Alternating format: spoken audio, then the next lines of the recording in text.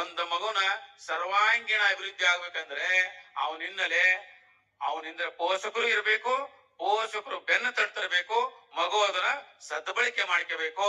ಆ ಸದ್ಬಳಕೆ ಮಾಡ್ಕೊಳ್ಳುವಂತ ಮಗು ಇದ್ದು ಬೆನ್ನು ತಟ್ಟಂತ ಪೋಷಕರಿದ್ರೆ ಆರ್ಯವರ್ಧನಲ್ಲ, ಪ್ರತಿಯೊಬ್ಬ ಮಕ್ಕಳು ಕೂಡ ಇವತ್ತು ಸಾಧನೆ ಮಾಡಿಕೆ ಸಾಧ್ಯ ಏನಿದೆ. 3 ವರ್ಷದ ಮಗುವನ್ನು ನಾವು ತಂದು ನಿಲ್ಲಿಸಿದ್ದೇವೆ. 3000 ಪ್ರಶ್ನೆಗಳಿಗೆ ಜಗತ್ತಿನ ಎಲ್ಲಾ ರಾಷ್ಟ್ರಗಳ ರಾಷ್ಟ್ರಪತಿಗಳು, ಪ್ರಧಾನಮಂತ್ರಿಗಳಿಂದ ಹಿಡಿದ್ಬಿಟ್ಟು ವಿಶ್ವದ ಎಲ್ಲಾ ರೇಖೆಗಳು, ನಕ್ಷತ್ರಗಳಿಂದ ಹಿಡಿದುಬಿಟ್ಟು ಈ ದೇಶದ ಗೌರವಾನ್ವಿತ ಸುಪ್ರೀಂ ಕೋರ್ಟಿನ ನ್ಯಾಯಮೂರ್ತಿಗಳಿಂದ ಹಿಡಿದು ರಾಷ್ಟ್ರಪತಿಗಳಿಂದ, ಪ್ರಧಾನಮಂತ್ರಿಗಳಿಂದ ಹಿಡಿದು ಈ ದೇಶದ ಜಗತ್ತಿನ ಆಗವುಗಳ ಬಗ್ಗೆ 3000 ಪ್ರಶ್ನೆಗಳಿಗೆ ಪಟ ಉತ್ತರ ಕೊಡ್ತಾನೆ ಅಂತ ಹೇಳಿದ್ರೆ ಅದಕ್ಕೆ ಕಾರಣ ಅವರ ಪ್ರೇರಣಾ ಶಕ್ತಿ, ಅವರ ತಂದೆ ತಾಯಿಗಳಾಗಿದ್ದಾರೆ ಅನ್ನೋದನ್ನ ಪೋಷಕರಾಗಿರ್ತಕ್ಕಂಥ ತಾವುಗಳು ಅರ್ಥ ಮಾಡ್ಕೋಬೇಕು ಅಂತಕ್ಕಂಥದ್ದನ್ನ ಬಹಳ ಸ್ಪಷ್ಟವಾಗಿ ಹೇಳ್ತಾನೆ. ನಾ ಪದೇ ಕ್ಲಾಸ್ ತಗೊಂಡಿರ್ತಾರೆ ನಿಮ್ಮ ಮಕ್ಕಳಿಗೆ. ನಾನು ನಿಮ್ಮ ಮಕ್ಕಳಿಗೆ ಪಾಠ ತಗೊಂಡಾಗ ಯಾವುದೇ ಒಬ್ಬ ಶ್ರೀಮಂತನ ಮಗಂತ ಹೇಳೋದಿಲ್ಲ. ನಮ್ಗೆ ಅಬ್ದುಲ್ ಕಲಾಂ ಜಿ ಅವರು ಆದರ್ಶವಾಗಿರ್ತಕ್ಕಂಥವ್ರು, ಅಬ್ದುಲ್ ಕಲಾಂ ಜಿ ಮನೆಗೆ ಪೇಪರ್ ಹಾಕ್ತಂತವ್ರು, ಬೆಸ್ತನ ಮಗನಾಗಿರ್ತಕ್ಕಂಥವ್ರು, ಇವತ್ತು ಇಡೀ ಜಗತ್ತೇ ಬೆಚ್ಚು ಬೆರಗಾಗಿ ಅವರು ನೋಡುವ ರೀತಿಯಲ್ಲಿ ಮಾಡುವಂತವ್ರು ಅಬ್ದುಲ್ ಕಲಾಂ ಜಿ ಅವರು. ಅದೇ ರೀತಿಯಾಗಿ ಮೊನ್ನೆ ನಾವು ಚಂದ್ರಯಾನವನ್ನ ಯಶಸ್ವಿಯಾಗಿ ನೋಡಿದ್ದೇವೆ.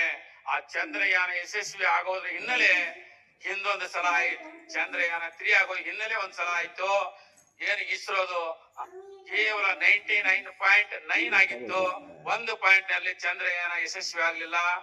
ಈ ದೇಶದ ಗೌರವಾನ್ವಿತ ಪ್ರಧಾನಮಂತ್ರಿಗಳು ಇಸ್ರೋ ಸಂಸ್ಥೆಯಲ್ಲಿ ಬಂದು ಕೂತ್ಕೊಂಡಿದ್ರು, ಯಶಸ್ವಿ ಆಗ್ತದೆ ಅಂತ ಹೇಳಿ. ಅವತ್ತು ಯಶಸ್ವಿ ಆಗ್ಲಿಲ್ಲ.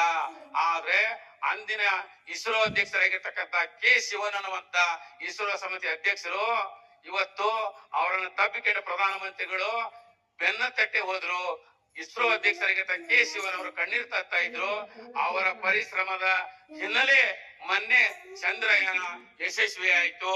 ಅದಕ್ಕೆ ಆ ಚಂದ್ರಯಾನ ಯಶಸ್ವಿ ಹಿನ್ನೆಲೆ ಆಗಿರ್ತಕ್ಕಂಥ ಕೆ ಶಿವನ್ ಅವರು ಕಾಲ ಸ್ಲಿಪ್ಪರ್ ಇದ್ದಿದ್ದಿಲ್ಲ. ಅವರ ತಂದೆ ಬಹಳ ಅತ್ಯಂತ ಬಡತನದಲ್ಲಿ ಇರ್ತಕ್ಕಂಥವ್ರು. ಅಂತವ್ರ ಮಗ ಇವತ್ತು ಬಹಳ ಅದ್ಭುತವಾಗಿರ್ತಕ್ಕಂಥ ಸಾಧನೆ ಮಾಡಿದ. ಇದನ್ನ ನಾನು ಹೇಳ್ಬೇಕಲ್ವಾ ನಿಮ್ಮ ಮಕ್ಕಳಿಗೆ?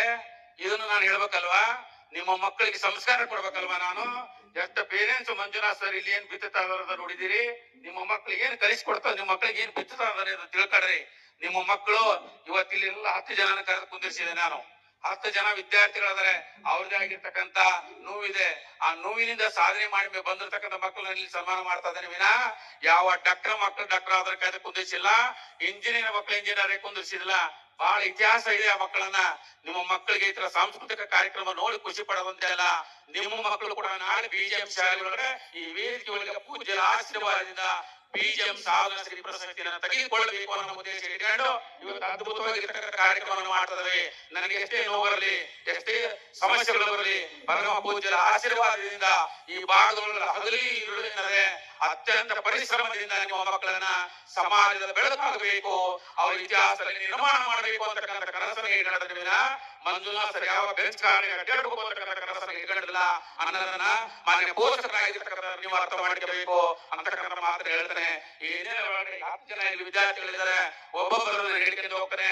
ಡಾಕ್ಟರ್ ಸ್ಫೂರ್ತಿ KS ಅವರು, ಸ್ಫೂರ್ತಿ ಮತ್ತು ಕೀರ್ತಿ ಅಂತ ಹೇಳಿ ಇಲ್ಲೇ ಪಕ್ಕದ ಕಕ್ಕಲಗೊಳದಿಂದ ಅವರ ತಂದೆಯವರು ಜಮೀನ್ದಾರ್ ಅವರು, ಅವರ ಜಮೀನು